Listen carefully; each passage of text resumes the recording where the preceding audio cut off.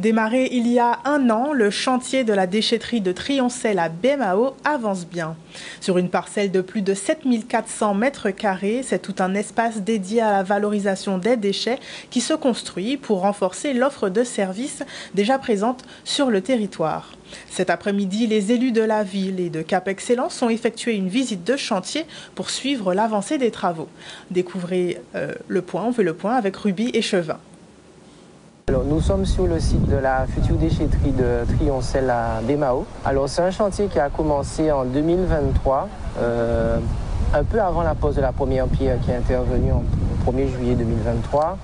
C'est un chantier qui a pris un petit peu de retard pour des modalités de contraintes techniques et administratives, mais qui est censé se terminer fin 2024 au plus tard, premier trimestre 2025. Nous avons actuellement en cours une consultation pour l'exploitation externalisée du site. Donc cette consultation prévoit la mise à disposition de gardiens pour l'accueil des usagers. Donc c'est un site qui sera exclusivement réservé aux ménages.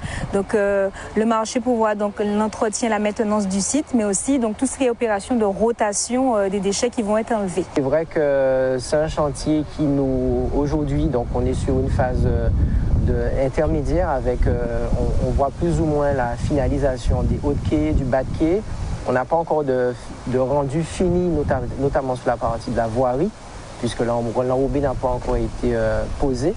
Par contre, on peut voir une pseudo-finalisation, en tout cas une finalisation à plus de 70% sur la voie d'accès, qui fait également partie de ce projet. Donc du coup, on a des nouveautés, on va dire des innovations, et notamment ça va être la mise en œuvre de caissons de réemploi sur le site. Le caisson de réemploi va permettre aux usagers qui viennent déposer leurs déchets, quand ceux-ci sont en bon état, de prolonger la durée de vie de déchets et donc de ne pas jeter ces déchets.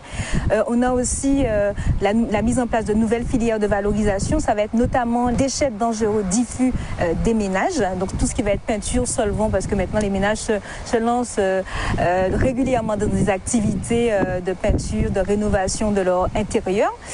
Ça va être tout ce qui va être textiles usagés, linge de maison, etc., qu'on pourra aussi accueillir sur le site, mais aussi articles de bricolage, articles de jouets.